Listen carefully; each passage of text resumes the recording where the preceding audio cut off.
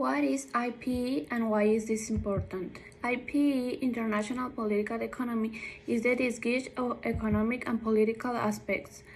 This began when they considered that political rules and regulations constitute a framework within which the market functions. At the same time, economic strength is an important basis for political power. Give the core arguments made by the three main theories of IPE: mercantilism, economic liberalism, and Marxism. Which theory, if any, is the best one and why? Mercantilism. This theory is immediately connected to the establishment of the modern sovereign state. During the 16th and 17th centuries, it was the world view of political elites. They believe that economic activity is and should be subordinated to the primary goal of building a strong state. Economic liberalism emerged as a critic of the comprehensive political control and regulation of the economic affairs that dominated European state building in the 16th and 17th centuries.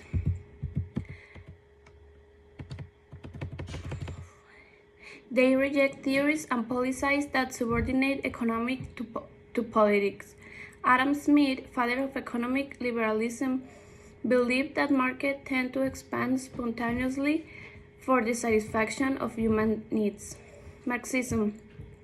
German philosopher and economist Karl Marx represents in many ways a fundamental critic of economic liberalism. Marx saw the economy as a site of human exploitation and class inequality. Marx thus takes the zero-sum argument of mercantilism and applies it to relations of classes instead of relations of states. Marxists agree with mercantilists that politics and economics are closely intertwined. The difference is when Marxists put economic first and politics second. Marxists divide the economy into two antagonistic social classes. I consider that economic liberalism is one of the best out of three, since it is based on automatic stability in the market. Adam Smith was one of the best authors that somehow had the most solid topics, but also Marxism has some sort of logical thoughts, as in the division of social classes in the market, and we are able to see that they are also agreed with each other.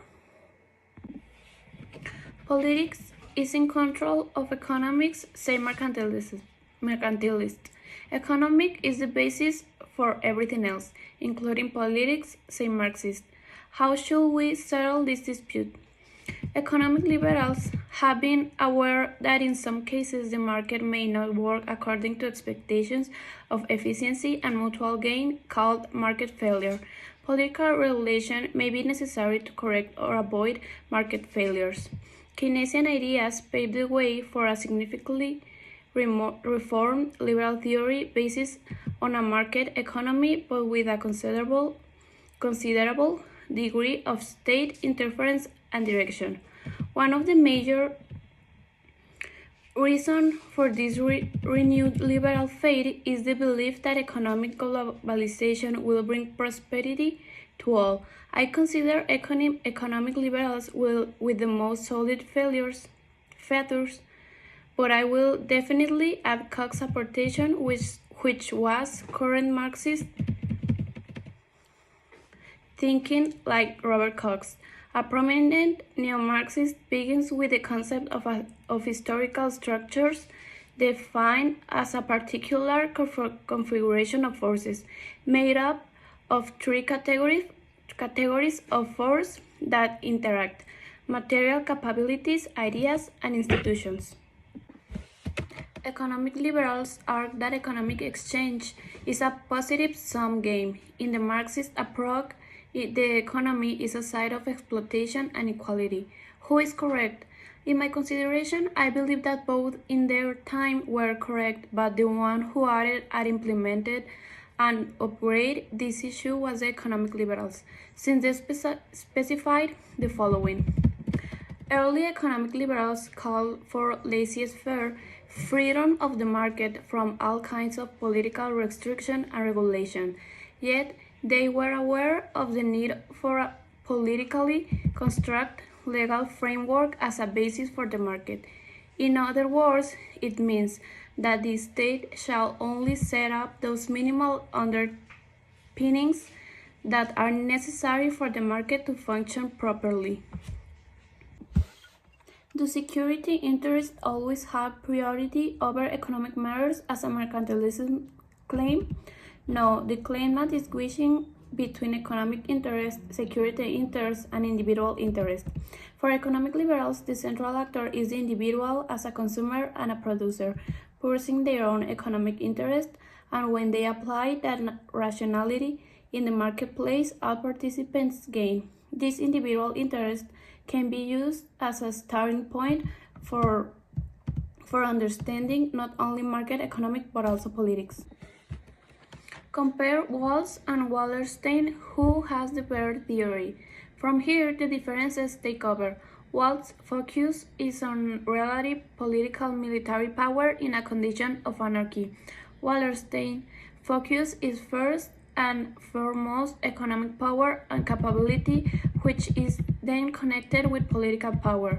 Wallerstein analyzes the historical development of capitalism from the 16th century onwards, putting economies first and politics second. Walls analyzes the international balance of power in the 20th century, putting power politics first and economics second. So I believe that for the current situation we are living in matter of international commerce, I will agree with Wallerstein since he puts economies first and politics second, because we are no longer living in a geopolitical war where gaining more territory becomes priority. Now what nations are looking to do is gain advantage in international market, because the nation who is better positioned economically will consequently have all the primary, secondary, and military needs covered.